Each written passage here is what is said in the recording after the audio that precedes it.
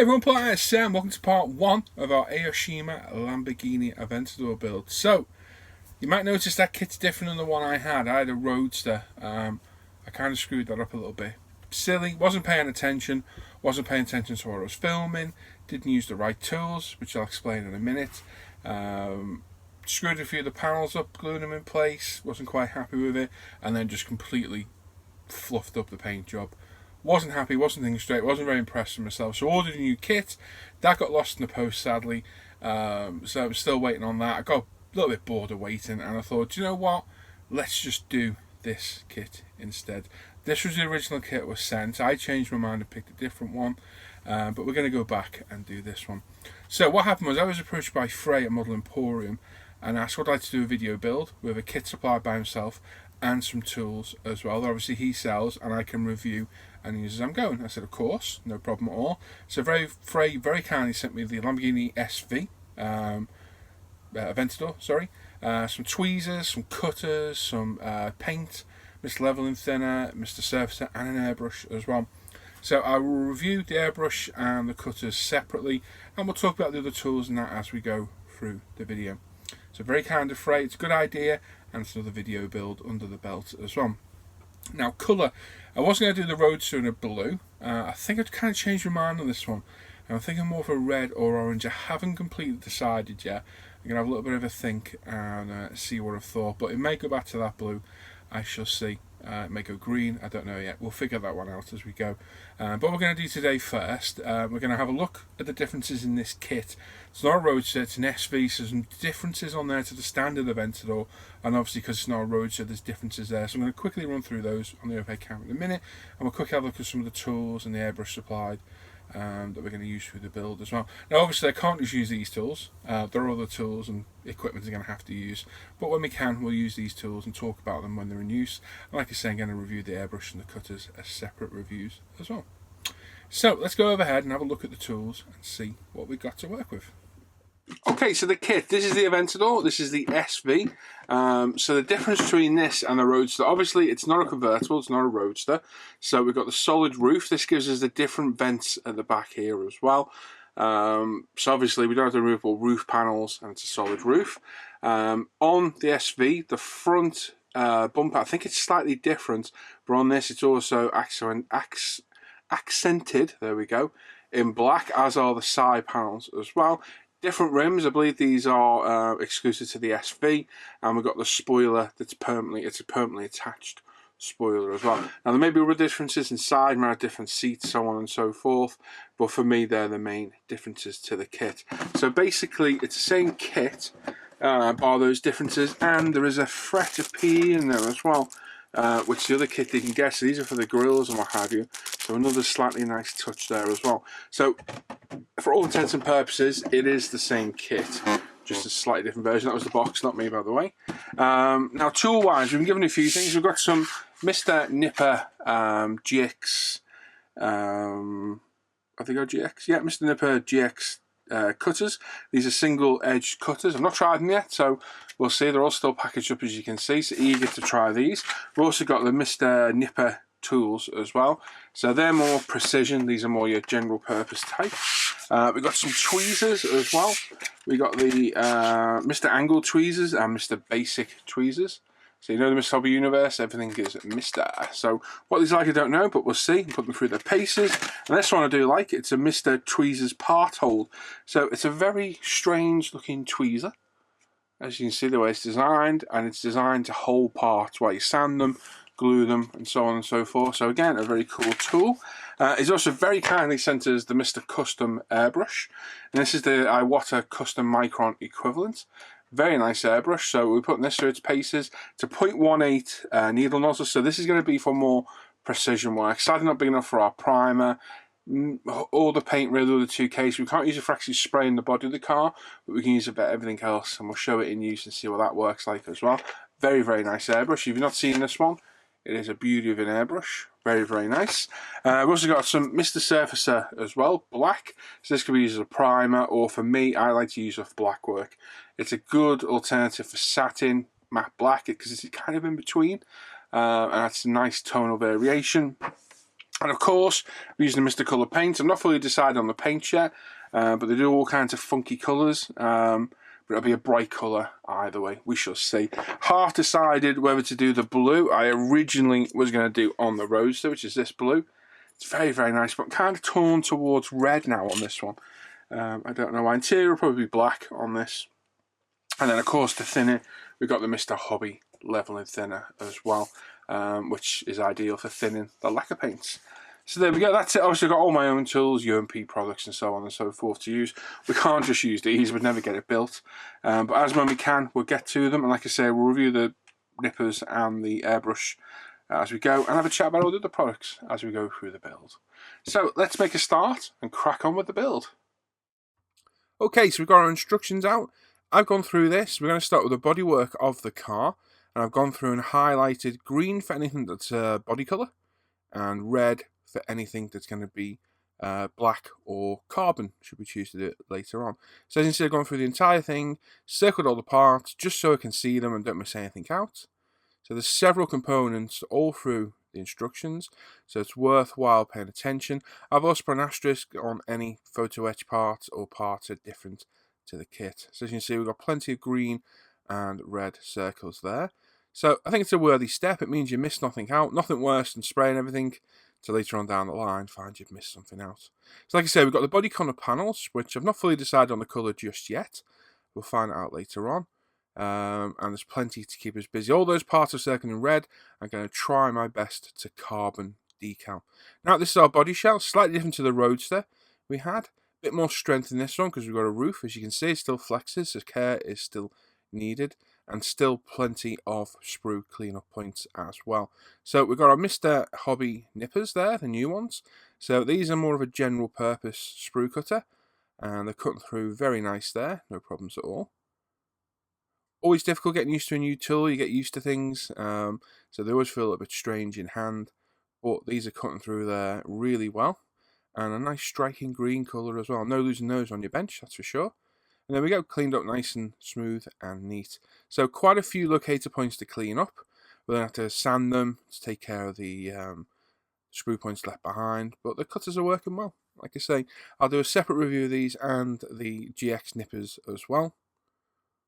But working really well. Now, if you're not totally confident in what you're doing, you could always leave the front and rear screen points in for a little bit of extra strength and rigidity. And so you've got all the other components glued in place. For me, I was quite happy to get rid of them right now. And we can sand them off and clean everything up together then. Now, when you are cutting off parts like this, don't go right up to the edge of the plastic you're cutting to. Leave a little bit behind, just in case it causes any damage to the body. The sander will take care of the rest. And you can really tidy it up that way. So there we go. Cleaned up, all the sprue locator points off. Now we've got our UMP 400 grit thinny stick. I'm just going to very gently, there you go, it's gone. Clean these up until they're completely smooth, and then we'll grab a buffer and clean them off. So there's mold line seams on this as well. There's one on each side at the rear, just in front of those vents. So again, we've got the 400 grit thinny stick there as well. Once it's cleaned up, it's smoothed off with a buffer. And then there's one running along the front edge of the wing, and just on the front inserts of in front of the headlights is a little tiny one as well. So I like go over with a 220 grey thinny sponge. Barely any pressure, we don't alter the shape of the wing. And just light pressure until that is gone. And again, go over with the buffer, and it'll look like brand new plastic. So there we go, there's the buffer. So the core side of the buffer first. As you'll see, it starts to dull the plastic. Good tool for keying it as well, if you don't have micro mesh or the like. And then flip it around to the white side for a final high shine polish. That'll get rid of all the raised seams. And there we are, ready to go. So go around all those locator points, with all the sprue nubs, and we're all clean and ready to go. It's a pretty clean body out of the box. I'm just checking I haven't missed anything, and it looks good. Now, we've got our doors and boot lid to cut off. I've got the Mr. GX nippers now as well. So these are a single bladed nipper. So they've got a flat side one side and a cutting edge the other. There's a stop on the side to stop them opening too far. And they've got an adjustable grub screw as well to adjust the cutting point. So these are a more precision cutter, and they're like a hot knife through butter. Really nice. Again, I've been told it takes a little bit getting used to these single edge cutters, and it does feel a little bit strange. Using new tools always does, but they're cutting through really nice. Not a lot of pressure needed at all, and they're cutting clean and giving us a nice fine edge. Again, still going to need cleaning up, so we're just going to get as close as we can now with the cutter. There you go. Like I said, I still need cleaning up with the thinny sticks and the buffer again, but this will get rid of the most part. So these are the side skirts. These need gluing in place,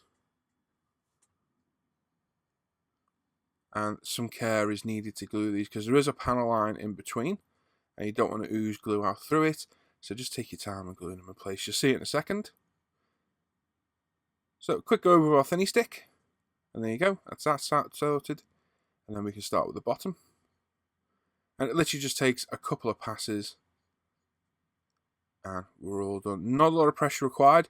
You do not want to alter the shape of the piece. You're just removing any excess material left behind from the cutters.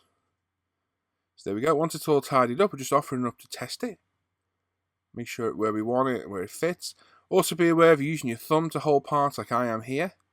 Make sure no glue seeps through the part, because capillary action will carry it around. And you leave a nice big thumbprint, as I did on this side in a little bit. Not the end of the world. You can clean it up with a sponge sander and a buffer, but you're just adding more work to your workload. So just pay attention to what you're doing. What we're going to do first, we've got my Tamiya extra thin with a little bit of plasti weld in there. We're just going to put a little bit of glue onto the locator points and where that bar touches the bottom of the part as well. Now they're hidden parts, so you can put a little bit more glue on there should you wish. But don't go mad, don't fully load the brush up, because that capillary action will carry it a lot further than you think. So we're using our tweezers. These are the Mr. Hobby tweezers. Again, a very nice tool to push the part in place. Got very nice little finger grips on them. Just giving our glue a couple of seconds to take hold. Get my UMP glue holder as well, not tempting fate so we knock it over. And there we go. Once I'm happy we've got a little bit of hold on that, I can then position it exactly where I want it. And we'll pop a little bit of glue into the locator point. And just behind it as well on a bit of a contact area. So once you've done that, flip it around and make sure you're where you want it. So there you go. My panel line's nice and tight. No problems there at all. And we're just doing the exact same to the reverse side as well. So very little glue, just enough to make the weld, not enough to capillary action it everywhere. Like I say, this did take me quite some time, but I really did take my time, making sure everything was cleaned up properly, that I wasn't getting too much glue in place, everything was where I wanted it, and it certainly paid off. As you can see, I just realised, oh, I've got a fingerprint. Dope. But it happens to the best of us. And like I say, it's not too difficult to clean up. Run over it with the sponge to get it smooth, and then run over the buffer till it's clean. Now these are the side intakes, and again, using our jerk snippers, we're just cutting everything off. Now these are a bit more tricky to glue in place. They locate in several points. They're a little bit difficult to orientate as well. But again, give them a quick cut and a clean up with a thinny stick again, and we're all good. Again, just pay attention when you're sanding things down. You're not taking it past the point of where you're losing the profile of the part. Quite a lot of fit is, vital on this. You don't want gaps where there shouldn't be, because again, you're adding unnecessary work to your workload. So there we go, tied it up. My favourite sander, as you probably guessed, the 400 thinny stick from Ultimate Modern Products. I love that sander, and it's probably my most used sander of them all. So there we go, we're just offering it in place. As you can see, it fits in amongst the side skirt and the body panel. I'm just making sure it's where I want it. Obviously as well, if you glue other parts on, make sure they're fully dry before you start putting other parts on and manipulating them, because you can start to disturb them. So once I'm happy it's in place, we've got some glue. And again, we're just lightly applying it, holding it for a few seconds, flipping it around, doing the same to the other side. So top and bottom are glued now.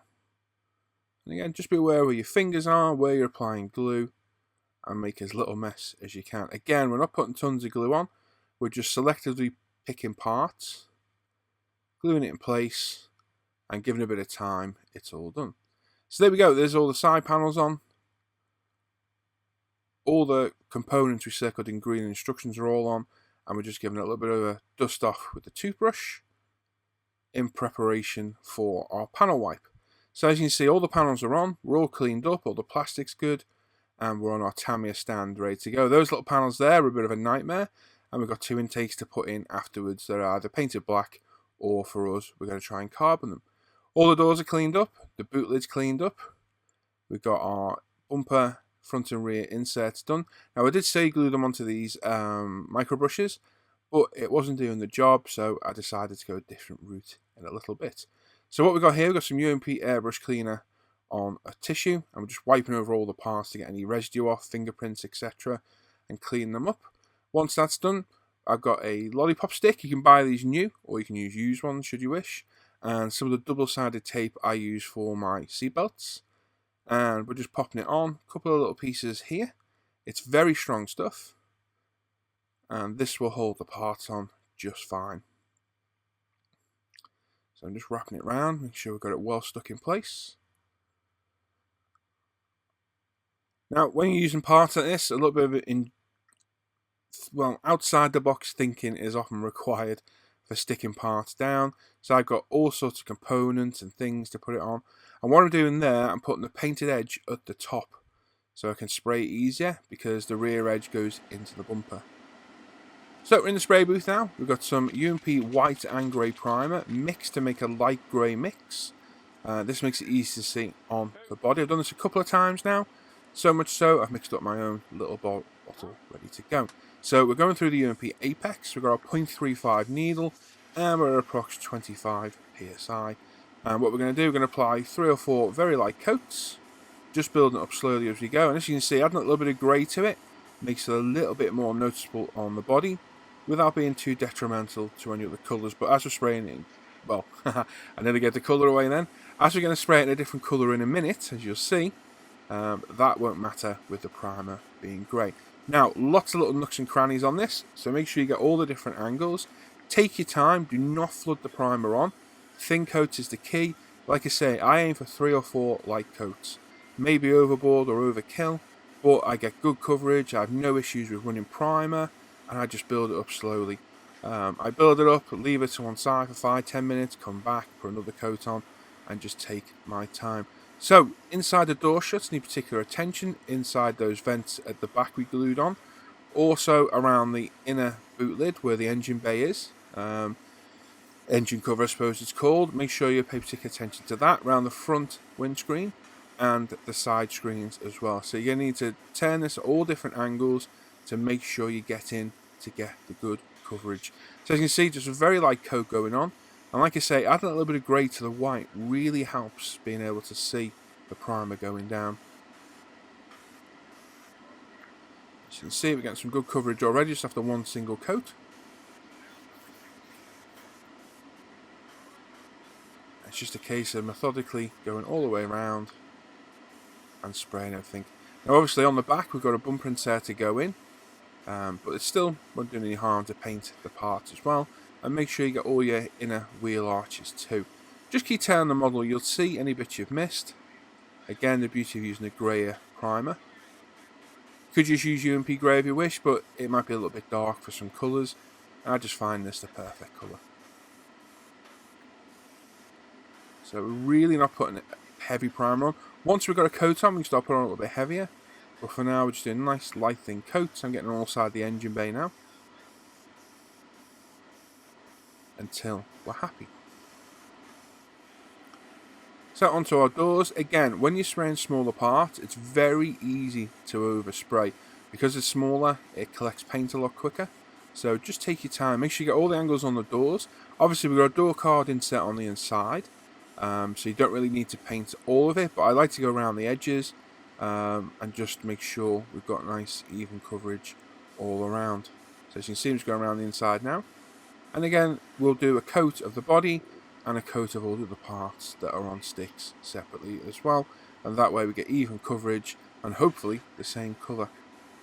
I would prefer to have all the panels on the car to spray, but with something like this, it's way too tricky to do. And I think this is the easier way to go. And again, nice thin coats. Okay, so I think it's about our third or fourth coat now. I lost track. As you see, we're starting to put it on a little bit heavier now. Because we've already got previous coats of primer down, that helps the next coat to adhere. And as you can see, we have got a nice even coverage all over the car. So again, we're just making sure we get all coverage in for all the panels, all the vents, through the windows, everywhere. And just giving it a go over all the way around. Again, like I say, it's going on a bit heavier now. It's fine to go on once you get it applied. And really starting to show the lines of that car off. So the wheels as well. The wheels are going to do the same colour as the body. So again, they're being primed in grey primer. Again, this is about the third or fourth coat already on this. So we can start to put on a little bit heavier. And I'm just getting all the angles covered, as you can see. And I can really start to speed it up at the end as well. Having confidence in what you're doing helps immensely. If you're not as confident, just take your time. There's no need to rush. I've primed lots and lots of things now, and I'm really used to it. So we've got some Micromesh 1200 wet and dry paper. So we're going to cut it.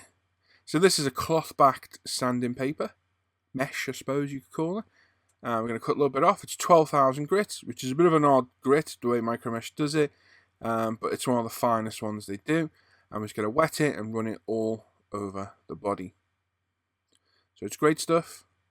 Very handy, available in multiple grits. I use 6,000, 8,000 and 12,000 most of the time. Just for keying the primer surface, we're going to use 12. And like I say, we're going to use it wet and just very lightly run it all over the painted surfaces, taking it back ever so slightly. Be careful over edges. Again, paint always goes on thinner over edges, sharp angles, etc.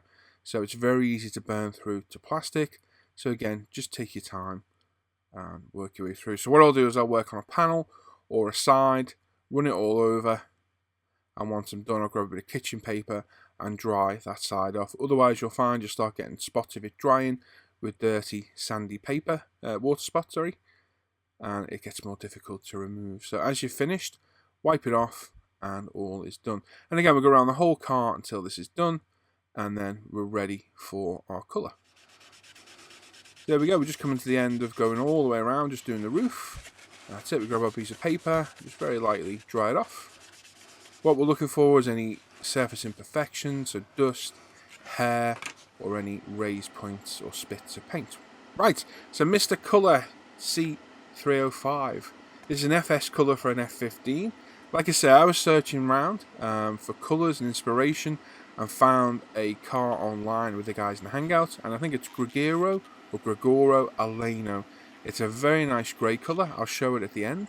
So what we're doing here, the colour's an almost exact match to my eye, and I bought it for an F15 and never used it, so I thought, right, let's use it on this. So I put the entire contents of the bottle, about 10 millilitres of paint, and we're going to thin that 50-50 with Mr. Hobby Level and Thinner. The Mr. Colour paint is a lacquer thinner paint, so it does need a lacquer-based thinner, and the Mr. Hobby, Mr. Colour Level and Thinner is fantastic stuff. So 10 ml of paint, around 10 ml thinner. We've popped it in. I've mixed the entire bottle because I didn't want to run out halfway through. And what I did, I put a little splash of thinner in the bottle to get the remnant out. And we're just giving it a blast with our Badger paint mixer. So we're at about 20 psi through the apex again, and we're just going to give this some coats of this beautiful grey colour. Now, a little bit left field, this colour. Not everyone's going to like it, but just stick with me. Once I get a 2K in a bit, you'll see why I chose it. It's just purely ironic, and by coincidence I had this colour. I've got a lot of the Mr. Colour paints recently, but I only went for the bright colours. That's all I bought. Out of sheer luck, I was going to build an F15 before Christmas. This is an F15 FS colour for the main colour of the aircraft.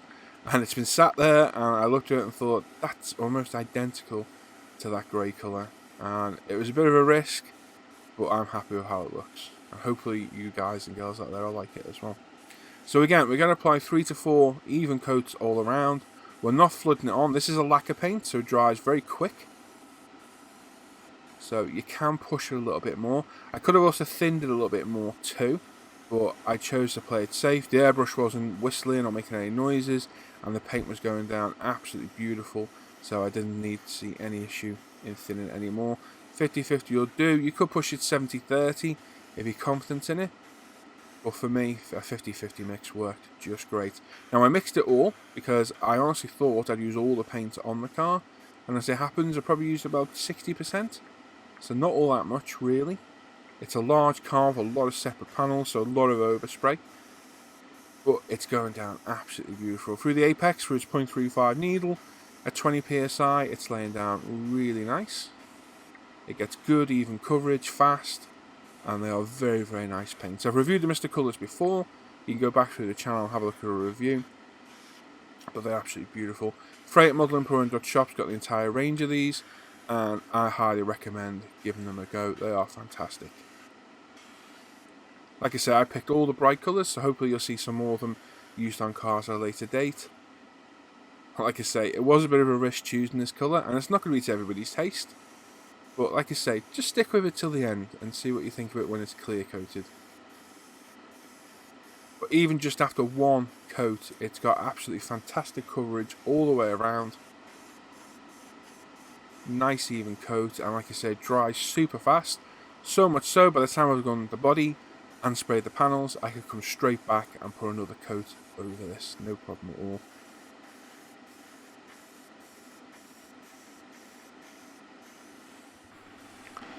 Again, onto our doors, and again you can just see how well this paint covers. Really good. Very impressed with it. It's absolutely almost faultless to use. It dries super fast, the pigmentation of the colours is fantastic, and it just lays down so well. Painting the doors exactly the same way we did when we primed them, just to ensure we get all the angles painted too. So yes, we're going to colour code the wheels as well, because the car I saw had the wheels colour coded, and it was actually an SV as well, so I can see what the finished article is going to look like. And again, we're just getting all the inside of the rims first, and again we'll paint these and all the door panels as we go through the body. So this is our final coat, I believe. So this is about 4 coats in. As you can see, we're starting to lay the paint down a bit wetter now. We're just getting all the angles, all the door shuts, the intakes, where the bumper inserts will go, the wheel arches, everywhere around the engine bay cover, just to make sure we've got everything covered and we're all nice and even coated all the way around. Like I said, the paint is absolutely beautiful to spray. The only downside is it does smell. The leveling thinner and the paint, they are lacquer paints. You need an extractor, and you should really be wearing a respirator too. But just for those downsides, the plus points outweigh them tenfold, I would say. So you can really start to see the colour now. We've got some nice depth in that colour. It's a real nice grey. As you see, our final coat on our wheels as well. Like I said, it's not going to be to everybody's taste, but I like it. I think it's going to look very, very cool. And it makes a break from the norm of all the brightly coloured Lamborghinis we see on a regular basis. Although we're not building the Roadster reviewed, I have bought another kit, and I will build it later on down the line. So stay tuned for that. It won't be a video build, but it'll be a personal build for myself. So we will still build it. And there we go, just having a quick look round to make sure we're all good. We've got all nice even coverage. As you can see, just with the paint itself, we've got a nice glossy finish. I'm just ensuring we've got all the angles, all the shuts, all the wheel arches, all the vents. There you go, just not happy on the back, so quick go over again. And there we are. I'm happy with that. That will do us. Okay, so we're going to 2K it. We've got my Pro Range 2K. I'll put a link to this in the description down below for you. We're going to mix approximately 12 millilitres of clear to about 6 millilitres of hardener. Now, the price of this stuff, it's dirt cheap. It costs about £20. I buy it along with friends. We split it between us. It's got a shelf life of about 6 months once it's open, the hardener, and we replace it regularly. At £20 for a litre, it's very, very cheap, so I can afford to mix more, and if I waste it, so be it, because we're never going to use it all. It's just a case. So that's 12 millilitres of clear. There's the 6 millilitres of hardener, because it's a 2-to-1 mix. Giving that a good stir up. Mixing the hardener with the clear. Now you get plenty of working time with this. I've left this for 40 minutes before now and still been able to spray it, no problem at all. So you put it to one side. As usual, I put it down and I've got a larger cup to go over the top to protect it. So we've got a 119 mesh strainer, and what I've started to do is strain the 2K. Whether it makes any difference, I don't know. But for me, it's a worthwhile little task. It doesn't cost a lot of money, and I'm ensured there's no crap in my 2K. Because when you're taking the hardener lid on and off, it does dry around the lid, and I'm concerned of like little crystals of that falling in and then being spat out through my airbrush. So it's just another step to hopefully improve my finish. That we're keeping the airbrush meticulously clean. We've wetting the workbench, as you'll see in a minute. Here we go, we've got some water. I wet the workbench down. The workbench is cleaned out every time before a 2K. Fresh kitchen rollers put down and new filters put in. My modelling workshop is hoovered, so it's fully clean. And I even try and dust myself if I can before I walk in here. And it's paying off. I'm getting less and less muck in the finish.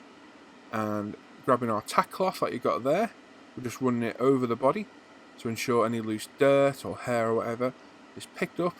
And again, another worthy step. So this is our 2-to-1 mix of hardener and clear. There's no thinner in the mix yet. We're going to do our semi-wet tack coat. So again, methodically all around the body. This is a thick paint, so this is sprayed at about 30 psi. We're through the apex again, and we're on the 0.35 needle. Again, I've gone back to the 0.35. I keep switching and changing, trying to just perfect this 2K, and I think I'm happiest with the 0.35. Now, your personal choice is going to be that. Some people prefer a larger needle nozzle. We do sell them for the apex, but I think the 0.35 for myself is perfect. The 0.5 will go in my primer brush, because I think that's beneficial to the primer.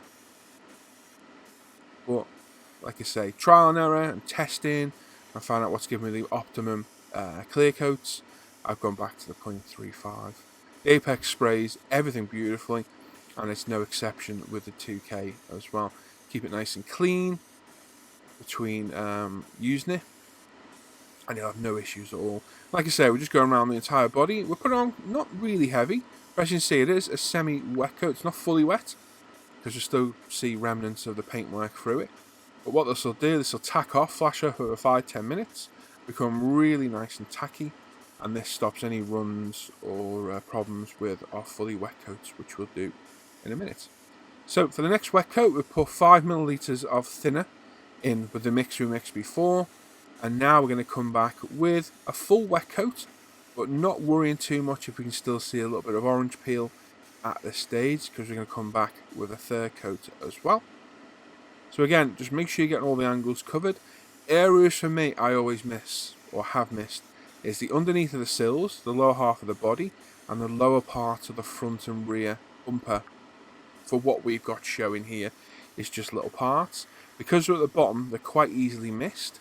So when you're done and you're happy with your coat, angle the car all over and just look for any orange peel. On this coat it's not detrimental, but for our last coat it is. All we're doing here is getting a nice even wet coat down all over. Like I say, we're not worrying now if we can see a little bit of orange peel or if it's not fully covered, because we will get that with our full wet coat. All we're going for is even coverage all around until we're happy. So the wheels are getting glossed as well. We've decaled the car off camera as well. There's literally 3 decals on the car, the front Lamborghini badge and 2 badges on the side, and we've got 4 on the wheels. I didn't cover it because you've seen decaling before. It was just a few decals. If you want to see decaling in depth, go to the Subaru build. There's an entire part on decaling on that. But the decals went down no problem at all, and they were allowed to dry overnight before we 2K'd it. So you can see there's the rear engine cover done. And now we're doing our bumper inserts. And again, this is our semi-wet coat still. So we're just going over it once. Even coverage is what we're going for, not necessarily perfect coverage. Like I say, we're going to thin it again in a minute. We're going to put another 5 millilitres of thinner in the mix. Mix it up again, and then we're going to come back with our full wet coat. and this is where we want our flawless finish. Now sadly you are going to pick up bits of dust and fluff and hair. It's inevitable with 2K. It's ultra sticky. If you've used it, you'll know just how sticky it is. So it's just a case of clean up and keep as tidy as you can in preparation for 2K. So like I say, we've added another 5mm of thinner to the mix, and now we're coming down with our full wet coat. And as you can see, we're really starting to get a shine now. And again, use the light overhead to your advantage, angle it to get the paintwork, and you will see any flaws or where you haven't quite got enough paint down, and just go back and add it until you're happy that you've got full coverage. As you can see, it's getting absolutely beautifully wet now. Beware. Of course, safety precautions. You need an extractor. There's no way around it with 2K. You need gloves. I double up my nitrile gloves. Although it might not give full protection, it's as good as I'm going to get. My arms are covered. I bought a brand new respirator, which is a full face respirator, just to ensure that I get as much protection as I can. Please, it is not good stuff this. It is pretty nasty. As long as you take precautions, you should be just fine. Or I'd say a spray booth, a decent respirator, gloves, and keeping your skin covered are essential. I would even go as far as I have and keep your eyes covered with goggles, or as I have a full face respirator, just to ensure it. I spray 2K about once a week, so for me the investment in the respirator was worth it. For yourselves it might not be, but just please take precautions. Don't be spraying this in your front room with your family or pets there. Take some precautions. Anything that's left behind, kitchen paper, the filter, everything is all bundled together and thrown away instantly as soon as I finish spraying. So there we go. This is after our third coat, and as you can see, I got a beautiful, nice wet coat all over. Now this will self-level even more over the next few minutes, and once it's dry, it will give us an absolutely beautiful finish. Sadly, like I say, there's a few specks of hair in there, and a single strand of hair on the roof, but that's inevitable. Okay, there we go. This is the end of part one. Good progress in this part of the build. I'm very happy with that. The colour I am very, very happy with. Now, the colour, where did it come from? It's Gregio or Gregoro, I can't remember the exact name, Eleno.